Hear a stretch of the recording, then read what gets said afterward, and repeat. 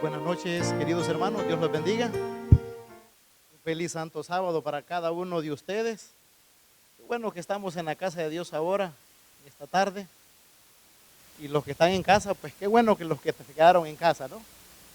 Así es que en esta noche mis hermanos me han dado el privilegio de tener la palabra de Dios. Vamos a tener una meditación en la Escritura y vamos a ir avanzando.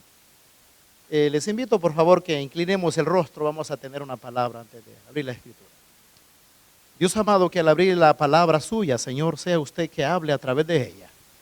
El Espíritu Santo que le inspiró sea el que se mueva en esta noche. Señor, por favor, perdone mis fallas, mis pecados, y me escondo en la roca que es Cristo Jesús. Y Padre amado, que su palabra sea presentada conforme a su voluntad. Bendiga a mis hermanos y en el nombre de Jesús hemos orado. Amén. Muy bien, mis hermanos, tengo el privilegio nuevamente de poner su palabra. Hace un viernes atrás hablamos de Juan el Bautista. Hoy vamos a hablar de un hombre, de un siervo de Dios. Yo lo llamo el pregonero de la gracia, hablando de Noé.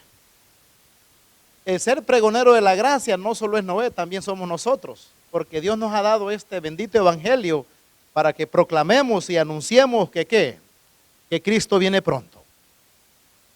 Saben, mis hermanos, que los invito a que vayamos a la palabra del Señor, por favor.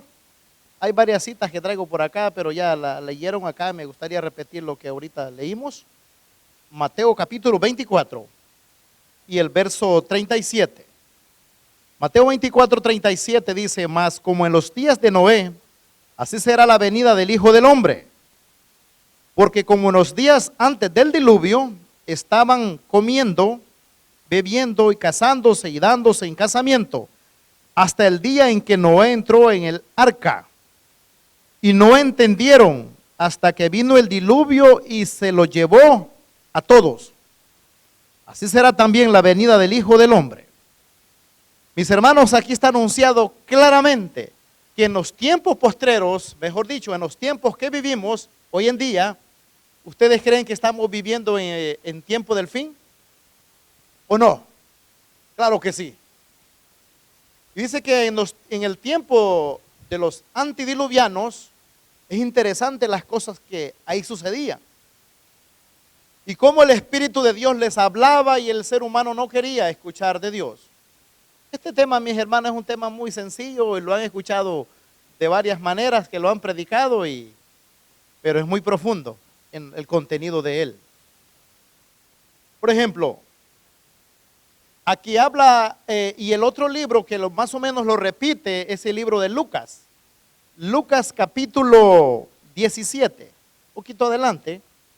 Lucas capítulo 17, 26 y 27.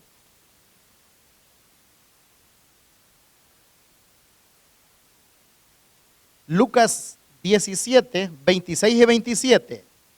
Dice: como fue en los días de Noé, así también será en los días del Hijo del Hombre. Aquí especifica un poquito más en la venida de Jesús. Comían, bebían, se casaban y se daban en casamiento, hasta que el día en que entró Noé en el arca y vino el diluvio y los destruyó a todos. Aquí uso otra palabra, destruyó. Entonces, en estos dos acontecimientos, prácticamente que las dos escrituras que leímos, Mateo 24 y Lucas 17, enfocan lo mismo. Ahora es interesante, mis hermanos, ¿qué es lo que la palabra de Dios dice para estos tiempos que vivimos? ¿Serán que vivimos tiempos difíciles, mis hermanos, hoy en día? Tiempos duros, mis hermanos. Tiempos donde la humanidad, un porcentaje muy alto, no quieren nada con Dios. Y la tendencia de ellos solo es de continuamente, ¿a dónde? Al mal. Acabamos de ver el día de ayer como un muchacho, ¿verdad?, en una escuela disparó y mató a dos más, y otros están en el hospital. Él mismo se pegó un balazo en la cabeza. ¿Cómo el enemigo va empujando al ser humano para que se autodestruya él solo? Hablaba con alguien de esta situación, me dice: ¿por qué no se mató él y se acabó? El asunto que el enemigo lo lleva a hacer el desastre, a meter el terror, y luego se matan solos para no enfrentar lo que sabe lo que le viene por delante, un juicio. Entonces ellos saben que van a matar y se van a matar ellos, pero no saben el desastre que queda en todas las familias que han perdido sus seres queridos. Y el enemigo se goza de esa manera, mis hermanos, empujando al ser humano que se destruya a sí mismo. Vamos al libro de Génesis a hablar un poquito de esto. Génesis capítulo 6. Génesis 6. Génesis capítulo 6 y el verso 5. Dice la escritura, y vio Jehová que la maldad de los hombres era mucha en la tierra, y que todos los designios de los pensamientos del corazón de ellos era de continuamente, ¿a dónde? Al mal. ¿Será que estamos todavía nosotros llegando a esos momentos? Que el ser humano solo piensa en la maldad, mis hermanos. En el mal, en destruir, en robar, en matar, en hacer todo lo que a él se le venga a la mano, porque el enemigo dice que sabe él que le queda poco tiempo y anda buscando a quién destruir. Estaba sacando unas citas acá de la sierva de Dios, hablando de condiciones en Patriarcas y Profetas, página 90. Dice, condiciones semejantes que prevalecen hoy a los antidiluvianos. Por ejemplo, los antidiluvianos dicen, lo que es lícito era llevado a exceso. Se complace el apetito sin restricción. Hay muchos de los que profesan ser cristianos, comen y beben en compañía de los borrachos, mientras sus nombres aparecen en las listas de honor de las iglesias. Los que quieren enriquecerse rápidamente corrompen la justicia y oprimen a los pobres, y el engaño, el soborno y el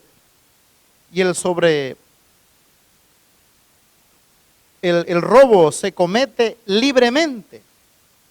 Entonces, todas estas cosas eran en asunto de los antidiluvianos. ¿Será que estamos ahí también nosotros? Vemos la maldad, cómo se ha incrementado grandemente. El que roba, le quita, y saben que cuando roba el pobre muy poco se ve, pero cuando roba el millonario, ese roba grandes cantidades y queda libre. Y hay ciertos países donde roban una gallina y lo meten preso, pero roba el millonario y ese ¿qué queda? Queda libre. Ahora, pero nosotros, bueno, si roba el rico, pues, no, yo le robo, pero robo poquito. Robar es robar, ¿cierto? Aunque sea mucho, poco, robo es robo. No hay vuelta aquí. Entonces, mis hermanos, las condiciones antidiluvianas estaban bien duras. Las condiciones de aquel entonces. Yo considero que ya casi estamos llegando allí.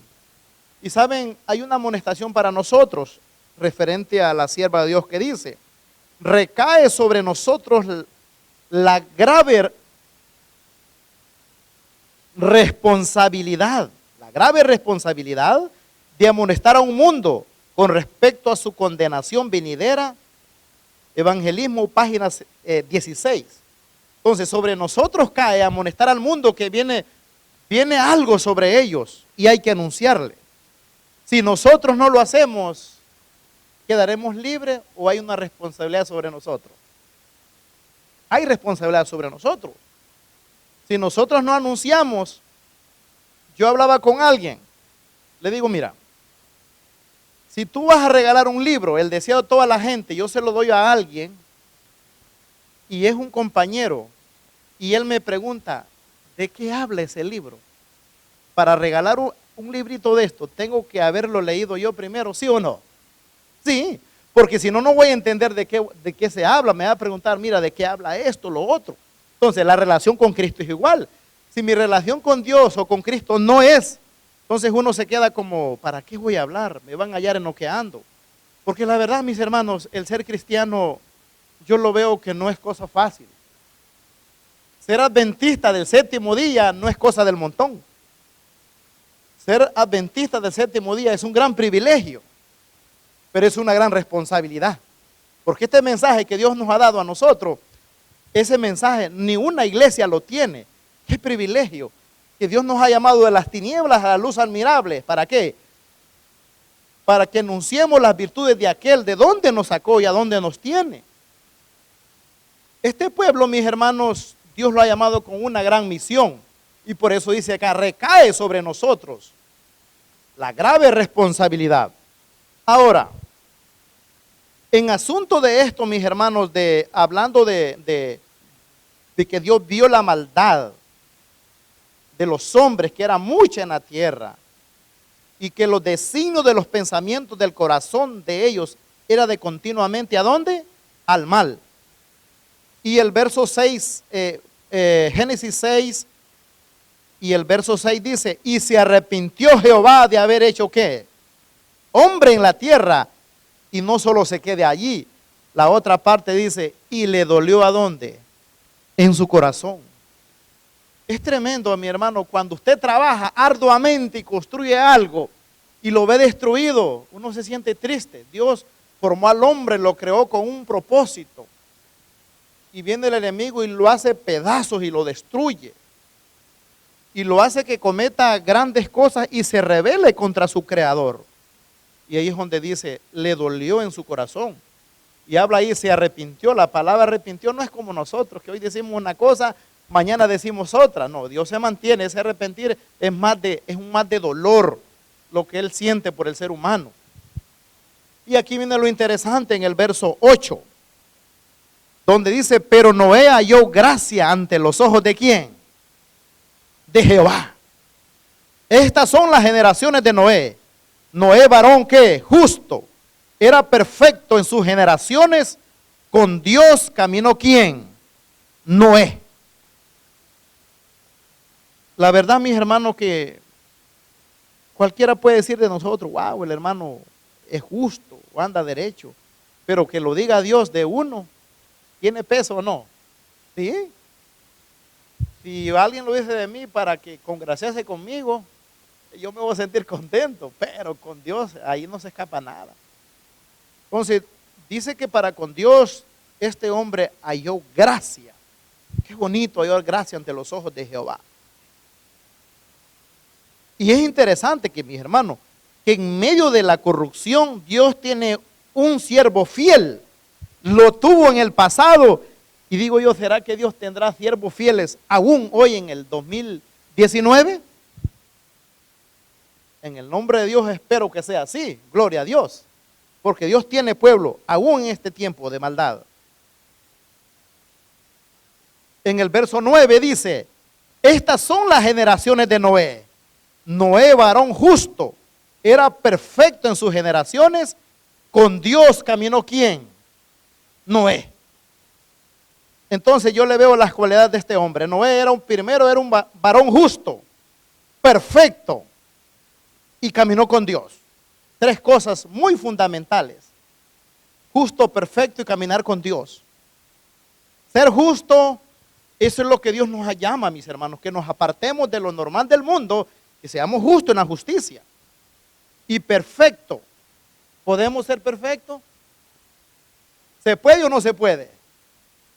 Gloria a Dios. Si la Biblia lo dice, ¿por qué no?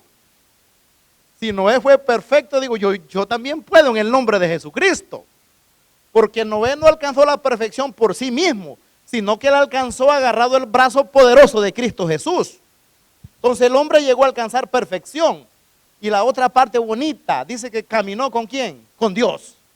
¿El caminar con Dios en esta tierra es fácil o es difícil? Humanamente es difícil. Sí, es difícil. No es fácil, pero sí se puede en el nombre de Jesucristo. Ahora, caminar con Dios, mi hermano, usted tiene que evitar un montón de cosas. Y no las voy a evitar para que me miren quién soy yo, sino por amor al Redentor del mundo que se llama Jesucristo. El caminar con Dios es una cosa bonita. Dios le llama que oremos, que estudiemos, que hablemos de Él a otros. Y muchas veces nosotros no lo hacemos. ¿Por qué? Porque no estamos caminando lo suficientemente con Dios.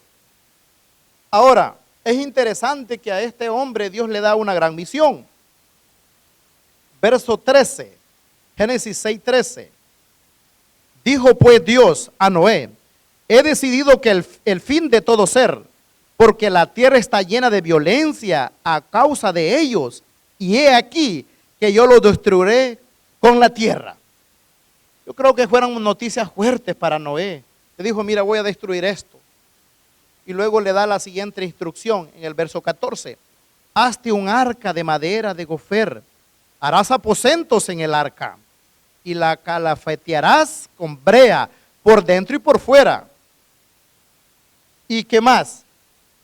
Ahora, Dios lo puso al frente para una construcción del arca y le dio las medidas y cómo la iba a construir.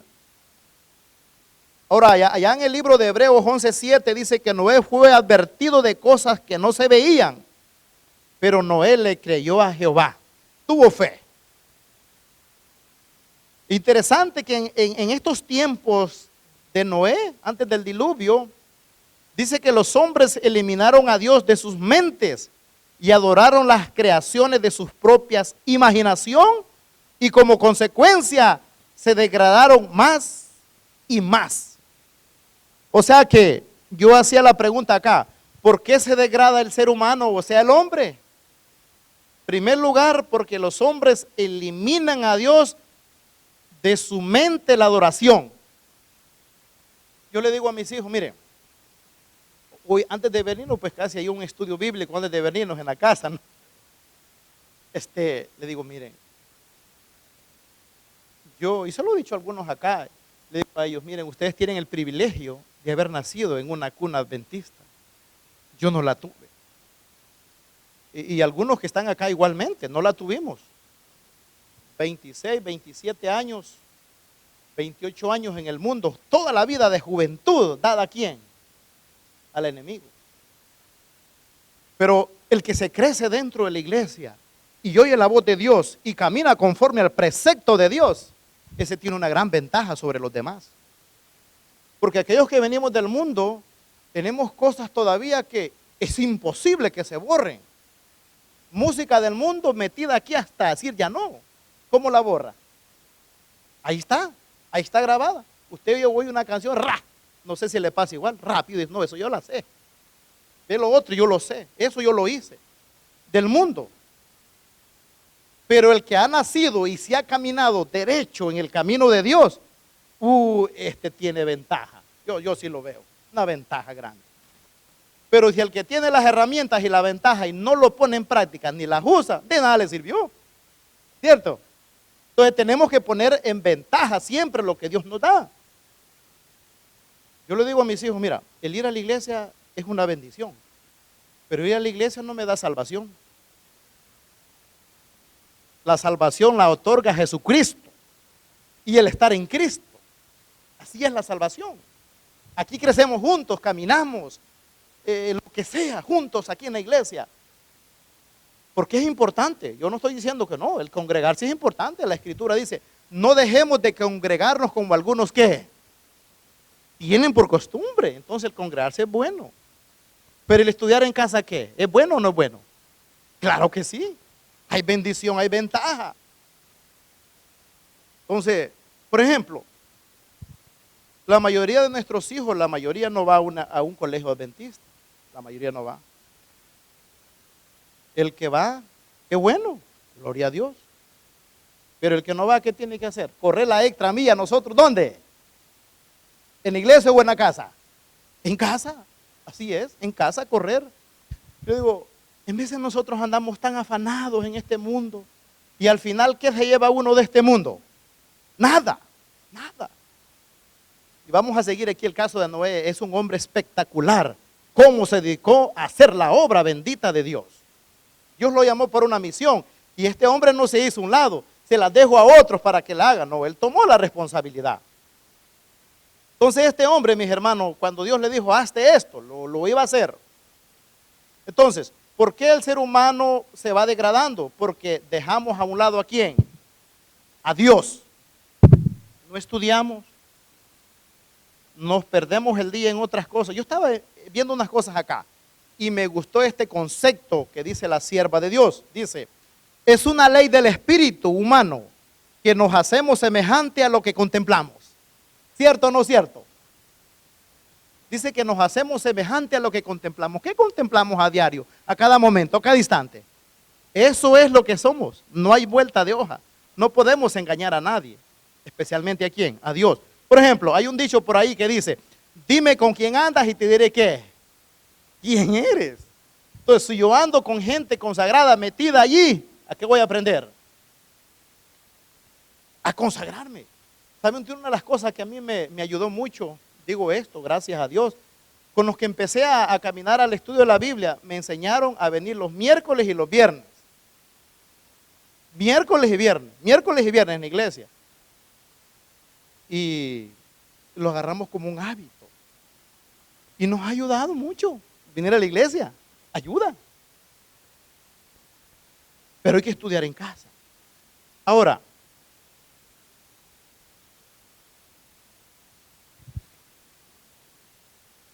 hago la pregunta a ustedes y me la hago para mí. ¿Qué es lo que contemplamos más nosotros entre la semana? O sea, nosotros venimos a partir del viernes, ¡pum! Y empieza el sábado, día santo. Pero entre semana, ¿qué contemplamos? Trabajo, dólares, esfuerzo, sacrificio y esto. Corremos para allá, corremos para acá. Y no hay tiempo de consagrarnos con nuestro Dios. ¿Qué hace el enemigo cuando nos ve débiles? ¿Ataca o no ataca? A mí me gusta ver los programas de animales y ahí me da una gran enseñanza. Usted ve la manada de búfalos, va el montón de búfalos grandes y vienen los leones, pero el león va esperando que el búfalo chiquito quede atrás, y cuando lo ve solo corre, ¡pras! Acá y lo tira al suelo. ¿Por qué no agarra el grande en la manada? Porque ese está ¿qué? Fuerte. Es interesante. El búfalo está fuerte. Y entre ellos le entran con todo y se lo quitan. Una vez estaba viendo un búfalo chiquito que lo agarraron y lo tiraron a la orilla del río. Y viene para más cosas, viene de afuera un cocodrilo, lo agarra de una pata al pobre bufalito chiquito, lo agarra para adentro. Y los leones queriéndoselo quitar. Al final una leona se lo quitó y se lo llevó para allá. Yo me metí, ya se lo comió este ingrato, ya se lo acabó. Pero, y todos los leones grandes, los búfalos grandes se fueron. Yo decía, qué cobardes son, dejaron a su bufalito, ¿qué? Solo. Pero hermano sabía que se estaban preparando para venir un grupo de manada de búfalos. Y entre todos hicieron levantado a todos los leones y lo libraron. Cuando un bufalito de los nuestros está siendo atacado, ¿qué tenemos que hacer nosotros como iglesia? ¿Dejarlo que se lo acabe el diablo o agarrarlo, ayudarlo? Ayudarlo, así es. Ayudarlo porque no se lo haga pedazos. Porque la escritura dice que el enemigo anda como el león rugiente buscando ¿qué? A quien devorar. Entonces, mis hermanos, yo siento que en la medida que nosotros caminamos con Dios, vamos caminando en todo, en todas las líneas, moviéndonos sigilosamente. Porque en este mundo es una guerra espiritual que vivimos. El diablo quiere que nosotros caigamos rendidos, pero no va a ser así. Por ejemplo, en el libro de Gálatas, capítulo 2 y el verso 20 dice, y dice así, mas ya no vivo yo, mas Cristo ¿qué? Vive en mí. Y cuando Cristo vive en mí, mis hermanos, hay victoria en el nombre poderoso de Jesús. Pero solo en nosotros no lo hay. ¿Saben esto? Hablando de Noé, mis hermanos, dice que mientras la construía el arca, había de predicar que Dios iba a traer un diluvio sobre la tierra. Un diluvio para destruir a los impíos. ¿Quién es un impío? Aquel que no tiene ¿qué? Temor de Dios. Qué triste, ¿no? Y terrible decir que ahí venimos varios. Antes éramos impíos. Me acuerdo yo cuando andaba ya en mi juventud, íbamos a jugar de un pueblo a otro en carros, en camiones grandes. Íbamos 20, 30 jugadores allí y yo miraba pasábamos un río y en ese río se estaban bautizando los hermanos, cantaban y predicaban y se bautizaban. Yo me quedaba viendo y la gente que iba conmigo le gritaba gañotes, engañadores y aquella cosa, y yo ahí en medio me daba temor, decía no digan eso, pero ignoraba totalmente la escritura yo en ese entonces, pero miraba eso y sentía un temor que me fuera a ocurrir algo. Pero un día, mis hermanos, alguien me habló de este bendito evangelio Yo creo que cada uno tiene sus principios, sus orígenes. ¿Cómo empezamos? Recuerdo una señora una vez me dijo, mire, yo me iba a quitar el pelo donde ella, y cuando me quitaba el pelo, me decía, mire Carlito, me decía, lee acá. Hablaba de Éxodo 20. Y luego me llevaba a Isaías. Tienen pies, más no andan. ¿Por qué me enseñaba eso ella? Porque yo cargando imágenes. Eso era lo que me habían metido en mi cabeza. Y recuerdo que después que yo conocía el mensaje adventista, entonces me tocó a mí hablarle de ella por teléfono. ¿Sabe, hermana? Le dije, hoy conozco de la Escritura y hoy comprendo lo que usted me decía en aquel entonces. Pero, ¿qué pasaba? Cuando ella me decía que me iba a quitar el pelo y me enseñaba la Biblia, dije, ya no vuelvo a venir con ella. No, mejor me voy, ¿para qué? Para otro lado. Porque esta señora me quiere enseñar la Biblia. ¿Cómo Dios batalla con nosotros, mis hermanos? ¿Cierto? Dios nos busca por amor, mis hermanos. Un amor que nosotros no lo entendemos. El ser humano se aparta de Dios y Dios nos busca, y nosotros nos apartamos. ¿Era fácil para Noé predicar que venía un diluvio? No, porque nunca había llovido y la gente pues no le creía. Y saben esto, que los que creyeron en la predicación de Noé, dice que los que creyeron en el mensaje y se preparasen para ese acontecimiento, mediante el arrepentimiento y la reforma obtendrían perdón y serían salvos.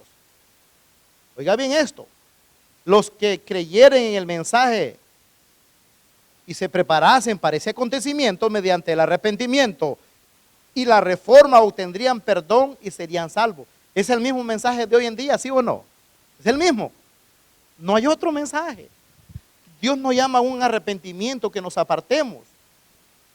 Ahora, una cosa interesante de Noé. Me llama la atención, en Patriarcas y Profetas, página 82, dice que Noé, o sea, que todo lo que poseía lo invirtió en el arca. Todo. ¿Por qué Noé no reservó algo? Porque le creyó a Dios.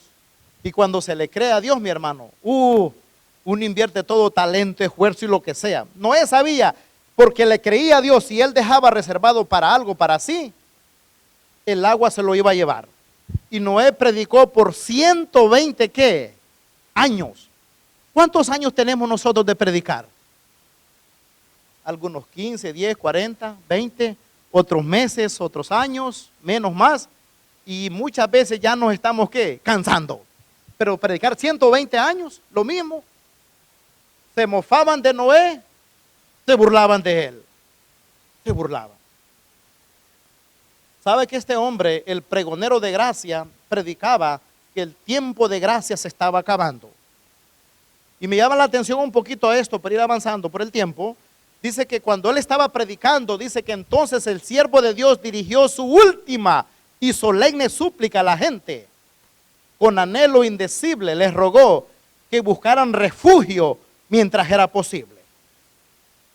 El último mensaje de Noé fue solemne. Les dijo, mire, el tiempo de gracia se está acabando. Entren al arca, busquen refugio. Mis hermanos, el único refugio solo está en Cristo Jesús. Hoy en día solo está en Cristo, no hay otro lugar. Y por ejemplo, aquí habla Primera de Pedro 3, si ustedes ya lo han leído, Primera de Pedro 3, 19, 20, donde dice que fue y predicó a los espíritus encarcelados. Y este tema en veces se ha sido muy controversial y dije, no, porque los espíritus andan predicando, es otro asunto, no vamos a meternos a eso. Pero es interesante que el mismo espíritu que predicó a los antidiluvianos es el mismo espíritu que nos mueve ahora a predicar este bendito evangelio. Es el mismo espíritu. Yo me imagino que Noé era un hombre enérgico, predicaba y a pesar de los embates el hombre se mantenía firme. ¿Sabe, hermanos, que en el verso Génesis 7:15, acompáñenme, Génesis 7:15, dice la escritura, vinieron pues con Noé al arca de 2 en 2 de toda carne que había espíritu de vida. Y los que vinieron macho y hembra de toda carne vinieron como le había mandado Dios. Ahí venían los animales de 2 en 2 caminando. Saben, hermanos, que esto es interesante, como describe la sierva de Dios. Dice que de repente reinó el silencio entre aquella multitud escarnecedora. Animales de toda especie, desde las más feroces hasta los más mansos, se veían venir de las montañas y los bosques y dirigirse tranquilamente hacia el arca. Es interesante, y los hombres se quedaban espantados. ¿Cómo es que esos animales entraron al arca y el ser humano qué? Se quedó afuera. Dice que esto estaba que de repente se oyó un ruido como de un fuerte viento, y he aquí que los pájaros venían de todas direcciones en total cantidad, que oscurecieron los cielos y entraban al arca en perfecto orden. Imaginemos, nosotros somos los antediluvianos, nos quedamos afuera viendo cómo los animales vienen de las montañas, van entrando de dos en dos, vienen los pájaros y oscurecen todo el cielo, y los pajaritos van haciendo línea para entrar. ¿Han visto los aviones cómo van no estoy para acá o para allá, pero yo vivo cerca del aeropuerto y veo las luces así como de 100 o más aviones bien enlineados todos, y van en el orden, un perfecto orden, y uno tras otro, el tiempo para aterrizar. Me imagino esos animales en esa sintonía, en un perfecto orden, entrando en el arca. Los animales escucharon la voz de Jehová, ¿y el hombre qué? No quisieron. Saben que el mundo miraba maravillado, algunos hasta con temor miraban como un misterio que no podían comprender. Dice que algunos fueron a consultar a los hombres de la ciencia de ese entonces, que les explicaran lo que estaba pasando, y los hombres no entendían que era el poder y la gracia de Dios que estaba por cerrarse. En este caso, mis hermanos, estaba viendo yo quiénes le ayudaron a Noé a predicar. Dentro de este grupo dice que estaba Matusalén. Matusalén vivió 969 ¿qué? Años, hasta que llegó el diluvio, el hombre del juicio, ahí quedó. El abuelo de Noé vivió hasta el mismo año en que ocurrió el diluvio. Y Adán vivió hasta ¿qué? Hasta que el diluvio también. Es interesante, muchas cositas allí. Y dijo esto, Dios, Génesis 7:1. Dijo luego a Jehová a Noé: entra tú y toda tu casa en el arca, porque a ti he visto justo delante de mí en esta generación. Yo les decía al principio, ser justo es fácil en esta generación, mis hermanos. Una generación corrompida, es el tiempo que vivimos nosotros. Y saben, es duro decir esto, pero es una realidad. La corrupción más grande es dentro de las ciudades grandes. ¿Sí o no? Es así. La corrupción más terrible es dentro de las ciudades grandes. Muchos de los hijos, nuestros hijos, se pueden estar perdiendo en estas. Dice la sierva de Dios que son semilleros de pecado. Es interesante, semilleros. Y le decía al principio, vimos este muchacho y otros disparates que hay por todos lados, masacres, muertes. El hombre no tiene temor de Dios para nada. Ustedes han visto en Bolivia las grandes manifestaciones y otros países de Sudamérica, pero cantidades de gente a las calles y haciendo aquellos desórdenes. Cuando uno ve esto, ¿no siente usted algo en su corazoncito? ¿Que algo está por acontecer más grande?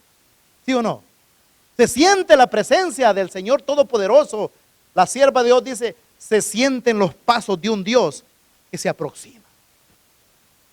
Los eventos, mis hermanos, que estamos viendo a nivel mundial nos anuncian que Cristo viene pronto. Y uno ve, Cristo, yo digo, Cristo viene pronto, y con este enfriamiento espiritual, ¿estaré listo si Cristo viene?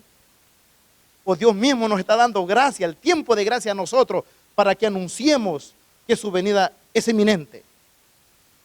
Su venida viene pronto. El Señor Jesús, mis hermanos, está a punto de aparecer.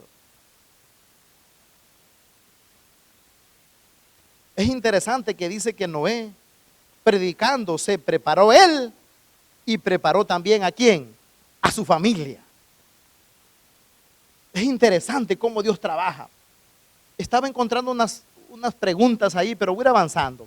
Saben, hermanos, que es interesante que 8 personas exactamente se salvaron. 8. ¿Y habrían cuántas personas en ese entonces? ¿Habrían poquitos o muchos? ¿Serían miles los que existieron? Imagino que eran miles. ¿Y solo se salvaron cuántos? 8. En el tiempo de Lot, que Dios le dijo que saliera, apenas se salvaron cuántos de la que cayó fuego en la planicie. A puras penas 3. Pero esas chamaquitas ya iban bien enfermas de su mente. Así. Cuando uno estudia el espíritu de profecía, analiza ese concepto de allí, cómo estaba contaminada esas muchachas allí. ¿Qué es lo que le dijeron al padre? Lo emborracharon y luego ¿qué? Que durmieran con ella y las embarazó a cada una de ellas. Mire la mentalidad que llevaban. Un asunto de corrupción. Hermanos, yo creo que si nosotros no tenemos mentes limpias y purificados, no podremos llegar ¿a dónde? Al cielo. Tenemos que estar purificados y limpios para que el Espíritu Santo ¿qué? Nos use. Y es así como Dios va a avanzar con su pueblo. Ahora, Dios había cerrado la puerta, mis hermanos, y solo Dios podía abrirla. Asimismo, cuando Cristo deje de interceder por los hombres culpables antes de su venida en las nubes de los cielos, la puerta de la misericordia se cerrará. Entonces la gracia divina ya no refrenará a los impíos. Y Satanás tendrá dominio absoluto. Los que hayan rechazado la misericordia divina se quedarán fuera. Ahora es interesante, hermano, yo veo esto como Noé está predicando, entran los animales al arca, entra él con su familia y están adentro. Y hubo un tiempo ahí, un tiempo de angustia de Jacob, que lo llamamos como adventista, el tiempo que estuvo adentro. Durante 7 días después que Noé y su familia hubieron entrado en el arca, no aparecían señales de la inmensa tempestad.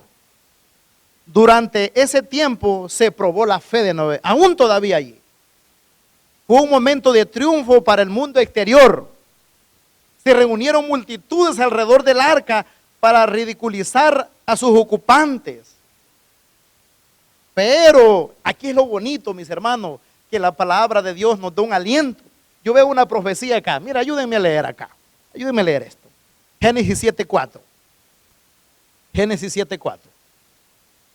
Dice acá la escritura: porque pasados aún 7 días, yo haré llover sobre la tierra 40 días y 40 ¿qué?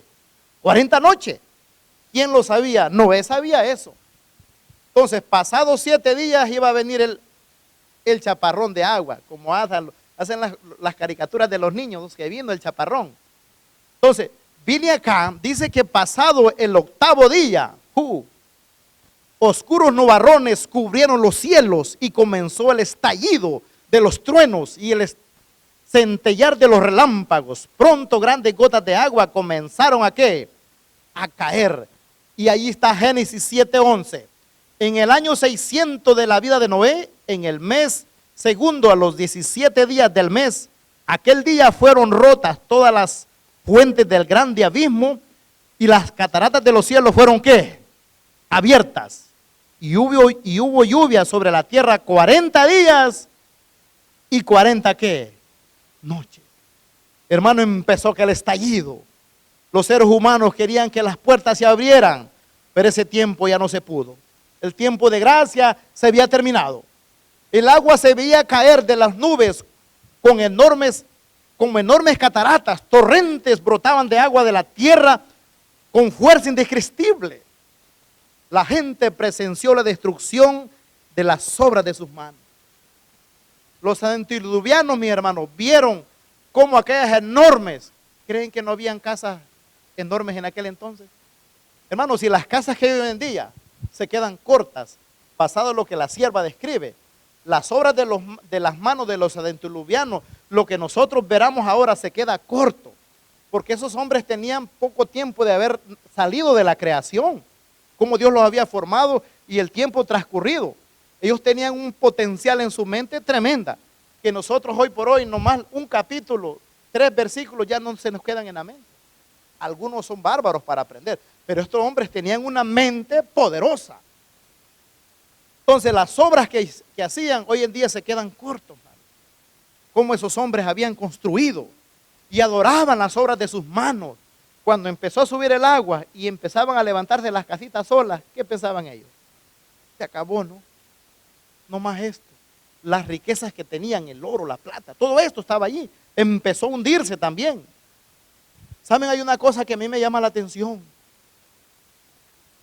basado en esto, que cuando Noé estaba en el arca y empezó a subirse, empezó a subir, el agua subía y subía ¿qué?